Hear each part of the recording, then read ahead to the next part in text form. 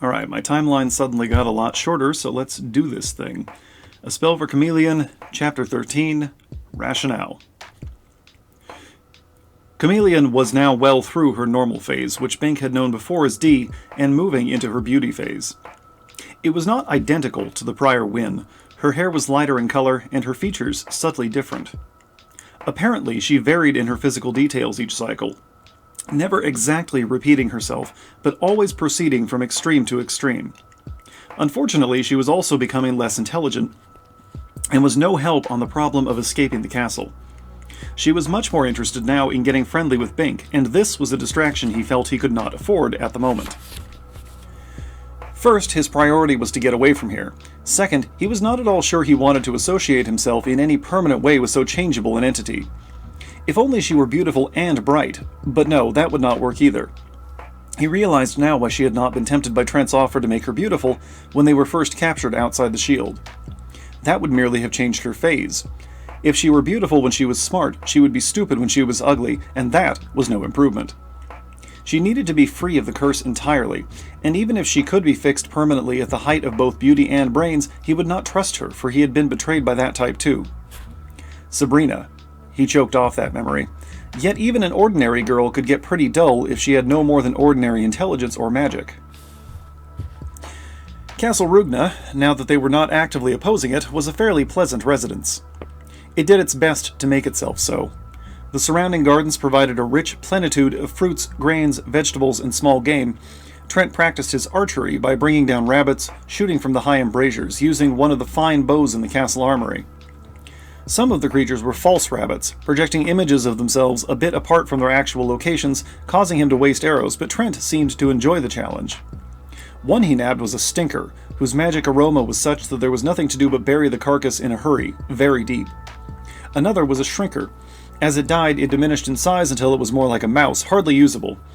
Magic always had its little surprises, but some were good. The kitchen did need some attention, otherwise the zombies would come in to do the cooking. Rather than permit that, Chameleon took over. Assisted by advice from the lady ghosts who were very particular about Castle Roogna cuisine, she made creditable meals. She had no trouble with the dishes, since there was an everlasting magic fountain with aseptic properties. One rinse and everything sparkled.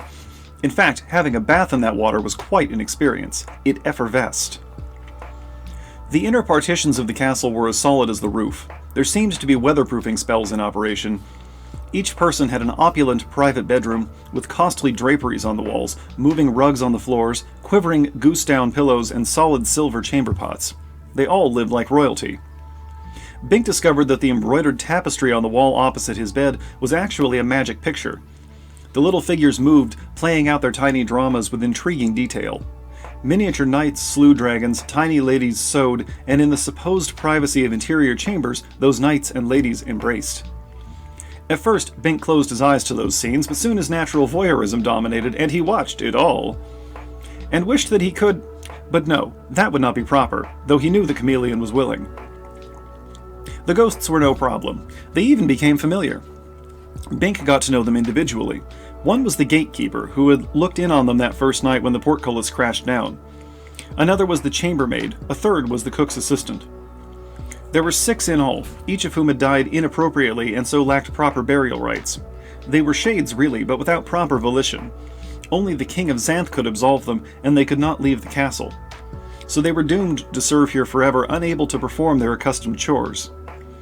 They were basically nice people who had no control over the castle itself, and constituted only an incidental part of its enchantment. They helped wherever they could, pitifully eager to please, telling Chameleon where to search for the new foods, and telling Bink stories of their lives here in the grand old days. They had been surprised and chagrined by the intrusion of living people at first, for they had been in isolation for centuries. But they realized it was part of the imperative of the castle itself, and now they had adjusted. Trent spent most of his time in the library, as if seeking to master all of its accumulated knowledge. At first, Chameleon spent some time there too, interested in intellectual things. Pardon me. Sorry about that, it's a little early in the morning and my throat hasn't cleared yet. Let's see. But as she lost intelligence, she lost interest. Her research has changed. Now she looked avidly for some spell to make her normal. When the library did not provide that, she left it to poke around the castle and grounds. So long as she was alone, no untoward things manifested. No rats, no carnivorous vines, no zombies. She was no prisoner here, only the men. She searched for sources of magic. She ate things freely, alarming Bink, who knew how poisonous magic could be. But she seemed to lead a charmed existence, charmed by Castle Roogna. One of her discoveries was serendipitous, a small red fruit growing plentifully on one of the garden trees. Chameleon tried to bite into one, but the rind was tough, so she took it to the kitchen to chop it in half with a cleaver. No ghosts were present. They generally appeared now only when they had business. Thus, Chameleon did not have warning about the nature of this fruit. She was careless and dropped one of the fruits on the floor. Bink heard the explosion and came running. Chameleon, quite pretty now, was huddled in a corner of the kitchen. "What happened?" Bink demanded, looking about for hostile magic. "Oh, Bink!" she cried, turning to him with woeful relief. Her homemade dress was in disarray, exposing her finely formed breasts above and her firm round thighs below, piers. What a difference a few days made. She was not at the height of her loveliness, but she was quite adequate to the need. Come on. The need? Bink found her in his arms, aware that she was eager to do any bidding he might make. It was difficult indeed to steel himself against the obvious, for she also had much of D in her, the aspect he had liked before he understood her nature. He could take her now, make love to her, and neither her stupid face nor her smart face would condemn him. But he was not a casual lover, and he did not want to make any such commitment at this time in this situation. He pushed her away gently, the action requiring far more effort than he cared to show. "What happened?" he asked again. It banged," she said. He had to remind himself that her diminishing mentality was the other face of her curse. Now it was easier to hold off her lush body. A body without a mind did not appeal to him. What banged? The cherry. The cherry? This was the first he had heard about the new fruit. But after patient questioning, he elicited the story. "Those are cherry bombs," he exclaimed, comprehending. "If you had actually eaten one..." She was not yet so stupid as to misunderstand that. "Oh, my mouth." "Oh, your head. Those things are powerful. Didn't Millie warn you?" Millie was the chambermaid ghost. She was busy. What would a ghost be busy with? Well, this was no time to explore that. After this, don't eat anything unless a ghost tells you it's okay. Chameleon nodded dutifully. Bink picked up a cherry cautiously and considered it. It was just a hard little red ball, marked only where its stem had broken off. Old magician Roogna probably used these bombs in warfare. He didn't like war as I understand it, but he never let his defenses grow soft. Any attackers, why, one man on the ramparts with a slingshot could decimate an army lobbing these cherry bombs down. No telling what other trees there are in the arsenal. If you don't stop fooling around with strange fruits... "I could blow up the castle," she said, watching the dissipating smoke. The floor was scorched and a table had lost a leg. "Blow up the castle," Bink echoed, suddenly thinking of something. "Chameleon, why don't you bring in some more cherry bombs? I'd like to experiment with them, but be careful, very careful. Don't knock or drop any." "Sure," she said, as eager to please as any ghost. "Very careful. And don't eat any." That was not quite a joke. Bink gathered cloth and string and made bags of assorted sizes. Soon he had bag bombs of varying power. He planted these strategically around the castle. One bag he kept for himself. "I think we're ready to depart Castle Roogna," he said, "but first I have to talk to Trent. You stand here by the kitchen door, and if you see any zombies, throw cherries at them." He was sure no zombie had the coordination to catch such a bomb and throw it back. Wormy eyes and rotting flesh necessarily had poor hand-eye integration. So they would be vulnerable. And if you see Trent come down and not me, throw a cherry into that pile. Fast, before he gets within 6 feet of you. And he pointed to a large bomb he had tied to a major support column. "Do you understand?" She didn't, but he drilled her on it until she had it straight. She was to throw a cherry at anything she saw except Bink himself. Now he was ready. He went up to the library to speak with the evil magician. His heart beat loudly within him now that the moment of confrontation had come, but he knew what he had to do. A ghost intercepted him. It was Millie, the chambermaid, her white sheet arranged to resemble her working dress, her black hole eyes somehow having the aspect of once sultry humanity. The ghosts had become shapeless from sheer neglect and carelessness in the course of the past few centuries of isolation, but now that there was company, they were shaping up into their proper forms. Another week would have them back into people outlines and people colors, though of course they would still be ghosts. Bink suspected Millie would turn out to be a rather pretty girl, and he wondered just how she had died. A liaison with a castle guest, then a stabbing by the jealous wife who discovered them? "What is it, Millie?" he asked, pausing. He had mined the castle, but he bore no malice toward its unfortunate denizens. He hoped his bluff would be effective, so that it would not be necessary to destroy the home of the ghosts, who really were not responsible for its grandiose mischief. "The king. Private conference," she said. Her speech was still somewhat windy, as it was hard for an entity with so little physical substance, hardly any ectoplasm, to enunciate clearly. But he could make it out. "Conference? There's nobody here but us," he objected. "Or do you mean he's on the pot?" Millie blushed as well as she was able to. Though as chambermaid she had been accustomed to the chore of collecting and emptying out the chamber pots, she felt that any reference to a person's actual performance on them was uncouth. It was as if the substance were completely divorced from the function. Perhaps she liked to believe that the refuse appeared magically overnight, untouched by human intestine. Magic fertilizer. No. "Well, I'm sorry, but I'll have to interrupt him," Bink said. "You see, I don't recognize him as king, and I am about to depart the castle." "Oh." She put one foggily formed hand to her vague face in feminine misgiving. "But see." Very well. Bink followed her to the little chapel room adjacent to the library. It was actually an offshoot from the master bedroom with no direct access to the library. But it had, as it turned out, a small window opening onto the library. Since the gloom of the unlit chapel was deeper than that of the other room, it was possible to see without being seen. Trent was not alone. Before him stood a woman of early middle age, still handsome though the first flush of beauty had faded. Her hair was tied back and up in a functional, fairly severe bun, but there were smile lines around her mouth and eyes. And beside her was a boy, perhaps 10 years old, who bore a direct resemblance to the woman and had to be her son. Neither person spoke, but their breathing and slight shifts of posture showed that they were alive and solid, not ghosts. How had they come here, and what was their business? Why hadn't Bink or Chameleon seen them enter? It was almost impossible to approach this castle unobserved. It was designed that way, to be readily defensible in case of attack. And the portcullis remained down, blocking off the front entry. Bink had been down by the kitchen entrance, fashioning his bombs. But, granting that they obviously had come, why didn't they speak? Why didn't Trent speak? They all just looked at each other, in eerie silence. This whole scene seemed to make no sense. Bink studied the odd silent pair. They were vaguely reminiscent of the widow and son of Donald the Shade, the ones he had told about the Silver Oak so that they would not have to live in poverty anymore. The similarity was not in their physical appearance, for these were better-looking people who had obviously not suffered poverty. It was in their atmosphere of quiet loss. Had they lost their man too? And come to Trent for some kind of help? If so, they had chosen the wrong magician. Bink drew away, disliking the feeling of snooping. Even evil magicians deserved some privacy. He walked around to the hall and back to the top of the stairs.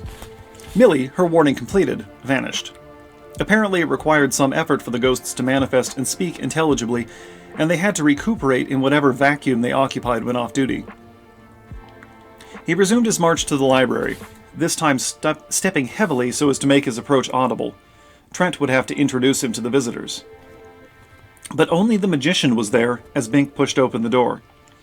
He was seated at the table, poring over another tome. He looked up as Bink entered. "Come for a good book, Bink?" he inquired. Bink lost his composure. "The people, what happened to them?" Trent frowned. "People, Bink?" "I saw them. A woman and a boy, right here." Bink faltered. "Look, I didn't mean to peek, but when Millie said you were in conference, I looked in from the chapel." Trent nodded. "Then you did see. I did not intend to burden you with my private problems." "Who are they? How did they get here? What did you do to them?" "They were my wife and son," Trent said gravely. "They died." Bink remembered the story the sailor had told of the evil magician's mundane family killed by mundane illness. "But they were here, I saw them." "And seeing is believing," Trent sighed. "Bink, they were two roaches, transformed into the likenesses of my loved ones. These were the only two people I ever loved or ever shall love. I miss them, I need them, if only to gaze on their likenesses on occasion. When I lost them, there was nothing left for me in Mundania. He brought an embroidered Castle Roogna handkerchief to his face, and Bink was amazed to see that the evil magician's eyes were bright with tears. But Trent retained his control. However, this is not properly your concern, and I prefer not to discuss it. What is it that brings you here, Bink? Oh, yes. He was committed and had to follow through. Somehow, the verve had gone out of it, but he proceeded. Chameleon and I are leaving Castle Roogna. The handsome brow wrinkled. Again? This time for real, Bink said, nettled. The zombies won't stop us. And you find it necessary to inform me? We already have our understanding about this, and I am sure I would become aware of your absence in due course. If you feared I would oppose it, it would have been to your advantage to depart without my knowledge. Bink did not smile. No, I feel it behooves me under our truce to inform you. Trent made a little wave of one hand. Very well. I will not claim I am glad to see you go. I have come to appreciate your qualities as shown in the precision of your ethic that caused you to notify me of your present action. And Chameleon is a fine girl of like persuasion and daily more pretty. I would much prefer to have you both on my side, but since this cannot be, I wish you every fortune elsewhere. Bink found this increasingly awkward. This is not exactly a social leave-taking. I'm sorry. He wished now that he hadn't observed Trent's wife and son, or learned their identities. These had obviously been good people, undeserving of their fate, and Bink was wholly in sympathy with the magician's grief.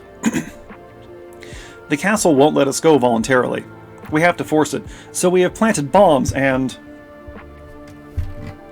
Bombs? Trent exclaimed. Those are mundane artifacts. There are no bombs in Xanth, and shall be none. Never while I am king.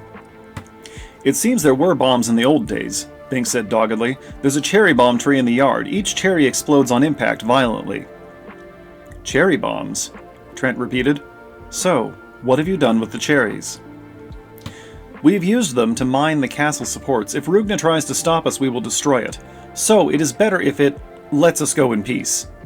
I needed to tell you so you could disarm the bombs after we're gone. Why tell me this? Don't you oppose my designs, and those of Castle Roogna? If Magician and Castle were destroyed, you would be the clean victor. Not clean.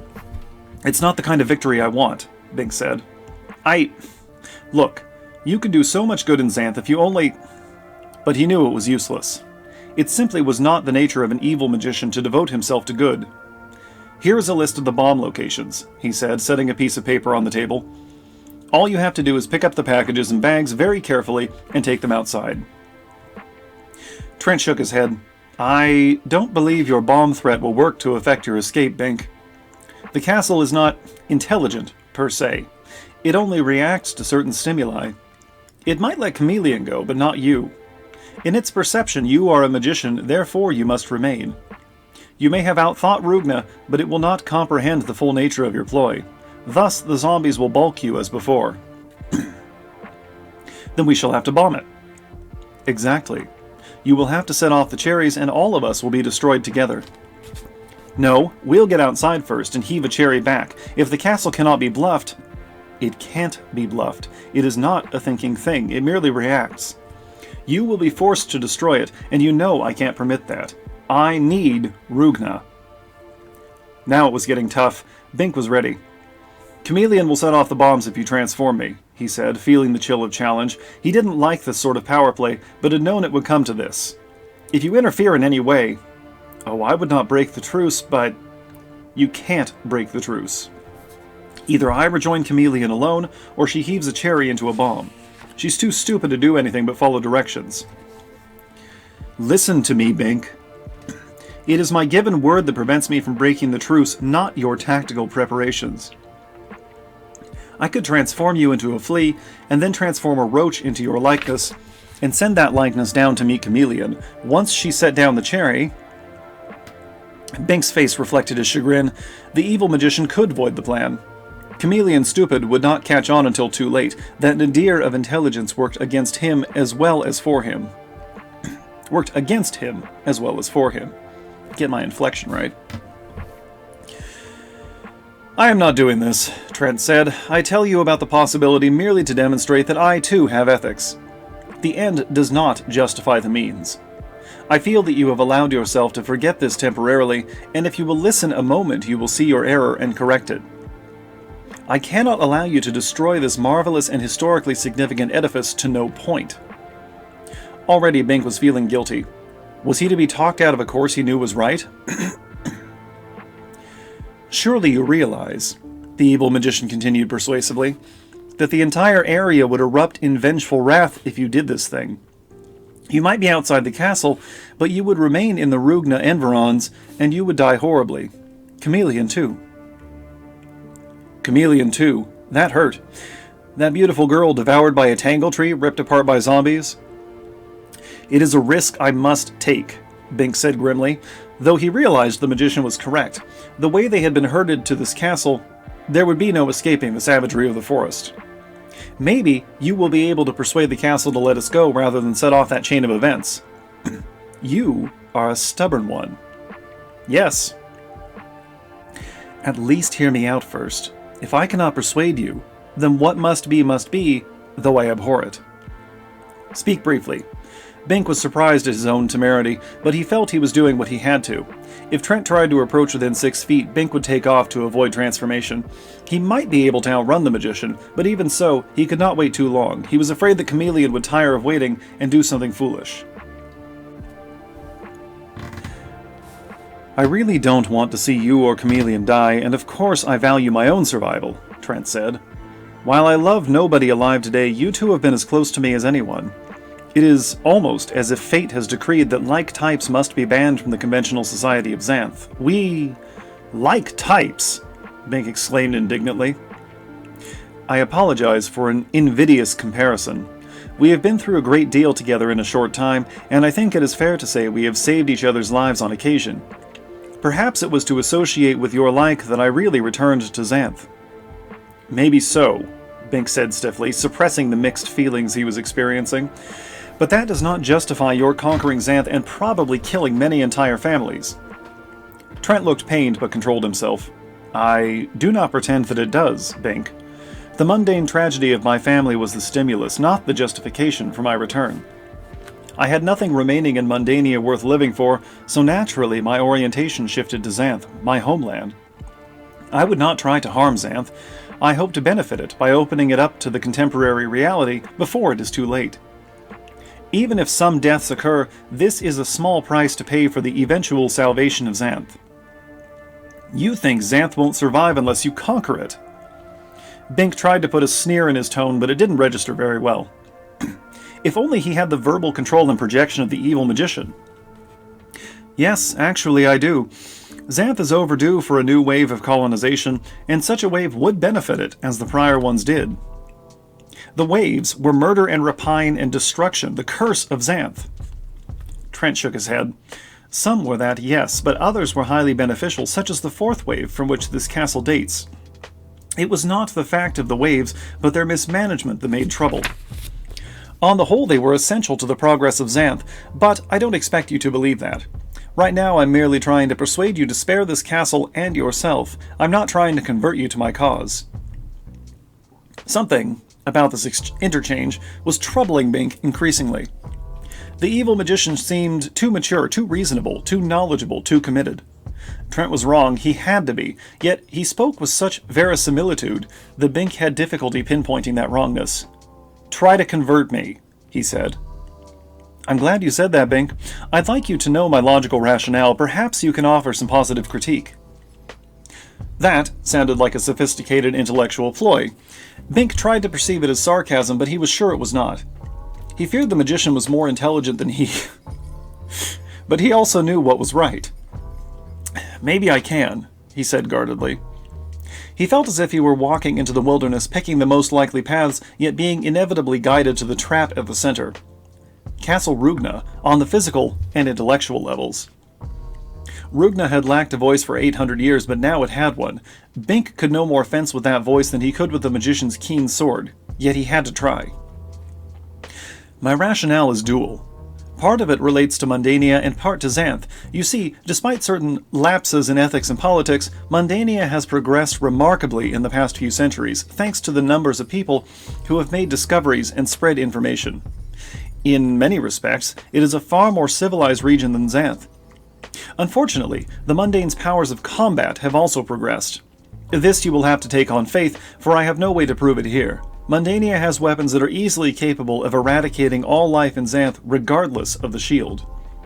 That's a lie, Bink exclaimed. Nothing can penetrate the shield. Except, perhaps, the three of us, Trent murmured. But the main restriction of the shield is against living things. You could charge through the shield. Your body would penetrate it quite readily, but you would be dead when you got there. Same thing. Not the same thing, Bink. You see, there are big guns that throw missiles which are dead to begin with, such as powerful bombs like your cherry bombs, but much worse, preset to explode on contact. Xanth is a small area compared to Mundania. If the Mundanes were determined, they could saturate Xanth. In such an attack, even the shield stone would be destroyed. The people of Xanth can no longer afford to ignore the Mundanes. There are too many Mundanians. We can't remain undiscovered forever. They can and will one day wipe us out, unless we establish relations now. Bink shook his head in disbelief and incomprehension, but Trent continued without rancor. Now, the Xanth internal aspect is quite another matter. It poses no threat to Mundania since magic is not operative there, but it does pose an insidious but compelling threat to life as we know it in Xanth itself. Xanth poses a threat to Xanth. This is nonsense on the face of it. Now Trent's smile was a bit patronizing. I can see you would have trouble with the logic of recent Mundanian science. But he sobered before Bink could inquire about that. No, I am being unfair to you. This internal threat of Xanth is something I learned just in the past few days from my researches in this library, and it is important. This aspect alone justifies the necessity of preserving this castle, for its accumulated ancient lore is vital to Xanth's society. Bink remained dubious. We've lived without this library for 8 centuries. We can live without it now. But the manner of that life. Trent shook his head as if perceiving something too vast to be expressed. He got up and moved to a shelf behind him. He took down a book and riffled carefully through its creaking old pages. He set it down before Bink open. What is that picture? A dragon, Bink said promptly. Trent flipped a page. And this? A manticora. What was the point? The pictures were very nice, though they did not coincide precisely with contemporary creatures. The proportions and details were subtly wrong. And this? It was a picture of a human-headed quadruped with hooves, a horse's tail, and cat-like forelegs. A lamia. And this? A centaur. Look, we can admire pictures all day, but what do these creatures have in common? Trent asked. They have human heads or foreparts, except the dragon, though the one in this book has an almost human shortness of snout. Some have human intelligence, but exactly. Consider the sequence. Trace a dragon back through similar species, and it becomes increasingly manlike. Does that suggest anything to you? Just that some creatures are more manlike than others, but that's no threat to Xanth. Anyway, most of these pictures are out of date. The actual creatures don't look quite like that anymore. Did the centaurs teach you the theory of evolution? Oh sure, that today's creatures are evolved from more primitive ones, selected for survival. Go back far enough and you find a common ancestor. Right. But in Mundania, creatures like the lamia, manticora, and dragon never evolved. Well, of course not. They're magic. They evolve by magic selection. Only in Xanth can... Yet, obviously, Xanth creatures started from mundane ancestors. They have so many affinities. All right, Bink said impatiently. They descended from mundanes. What has that got to do with your conquering Xanth? According to conventional centaur history, man has been in Xanth only 1,000 years, Trent said. In that period, there have been 10 major waves of immigration from Mundania. 12, Bink said. That depends on how you count them. At any rate, this continued for 900 years until the shield cut off those migrations. Yet, there are many partially human forms that predate the supposed arrival of human beings. Does that seem to be significant? Bink was increasingly worried that Chameleon would foul up, or that the castle would figure out a way to neutralize the cherry bombs. He was not certain that Castle Roogna could not think for itself. Was the evil magician stalling to make time for this? I'll give you 1 more minute to make your case, then we're going, regardless. How could partially human forms have evolved unless they had human ancestors? Convergent evolution doesn't create the unnatural mishmash monsters we have here. It creates creatures adapted to their ecological niches, and human features fit few niches. There had to have been people in Xanth many thousands of years ago. All right, Bink agreed. 30 seconds. These people must have interbred with animals to form the composites we know, the centaurs, manticoras, merfolk, harpies, and all. And the creatures crossbred among themselves, and the composites interbred with other composites, producing things like the chimera. Bink turned to go. I think your minute is up, he said. Then he froze. They... what? The species mated with other species to create hybrids. Man-headed beasts, beasts-headed men. Impossible. Men can only mate with men. I mean, with women. It would be unnatural to... Xanth is an unnatural land, Bink. Magic makes remarkable things possible. Bink saw that logic defied emotion. But even if they did, he said with difficulty, that still doesn't justify your conquering Xanth. What's past is past. A change of government won't... I think this background does justify my assumption of power, Bink, because the accelerated evolution and mutation produced by magic and interspecies miscegenation is changing Xanth. If we remain cut off from the mundane world, there will in time be no human beings left, only crossbreeds. Only the constant influx of pure stock in the last millennium has enabled man to maintain his type, and there really are not too many human beings here now. Our population is diminishing, not through famine, disease, or war, but through the attrition of crossbreeding. When a man mates with a harpy, the result is not a man-child. No, Bink cried, horrified. No one would breed with a filthy harpy. Filthy harpy, perhaps not, but how about a clean, pretty harpy? Trent inquired with a lift of his eyebrow. They aren't all alike, you know. We only see their outcasts, not their fresh young. No. Suppose he had drunk from a love spring accidentally, and the next to drink there was a harpy? No, But Bink knew better. A love spell provided an overriding compulsion. He remembered his experience with the love spring by the chasm, from which he had almost drunk before seeing the griffin and the unicorn in their embrace. There had been a harpy there. He shuddered reminiscently. Have you ever been tempted by an attractive mermaid? Or a lady centaur? Trent persisted. No. But an insidious memory picture of the elegant, firm mermaid breasts came to him, and Sherry, the centaur who had given him a lift during the first leg of his journey to see the magician Humphrey. When he touched her, had it really been accidental? She had threatened to drop him in a trench, but she hadn't been serious. She was a very nice filly. Rather, person. Honesty compelled his reluctant correction. Maybe. And surely there were others less scrupulous than you, Trent continued inexorably. They might indulge in certain circumstances, might they not, just for variety? Don't the boys of your village hang around the centaur grounds on the sly as they did in my day? Boys like Zinc and Jamma and Potiphar, bullies and troublemakers who had caused ire in the centaur camp. Bink remembered that too. He had missed the significance before. Of course they had gone to see the bare-breasted centaur fillies, and if they caught one alone... Bink knew his face was red. What are you getting at? He demanded, trying to cover his embarrassment. Just this. Xanth must have had intercourse with...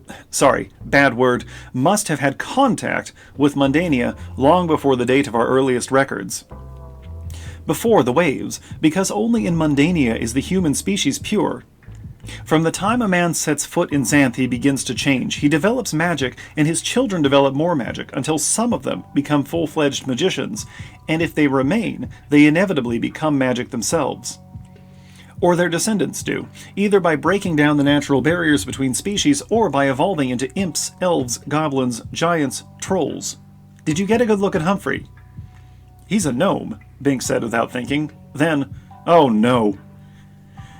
He's a man, and a good one, but he's well along the route to something else. He's at the height of his magical powers now, but his children, if he ever has any, may be true gnomes. I dare say he knows this, which is why he won't marry. And consider Chameleon. She has no direct magic, because she has become magic. This is the way the entire human populace of Xanth will go inevitably, unless there is a steady infusion of new blood from Mundania. The shield must come down. The magic creatures of Xanth must be permitted to migrate outside freely, there to revert slowly and naturally to their original species. New animals must come in. But Bink found himself fumbling with the horrors of these concepts. If there was always an interchange before, what happened to the people who came thousands of years ago? Probably there was some obstruction for a while, cutting off migration. Xanth could have been a true island for 1,000 years or so, trapping the original prehistoric human settlers so that they merged entirely with the existing forms and gave rise to the centaurs and other sports. It is happening again under the shield. Human beings must... Enough, Bink whispered, fundamentally shocked. I can't listen to any more. You will defuse the cherry bombs? Like a bolt of lightning, sanity returned. No, I'm taking Chameleon and leaving, now. But you have to understand, no.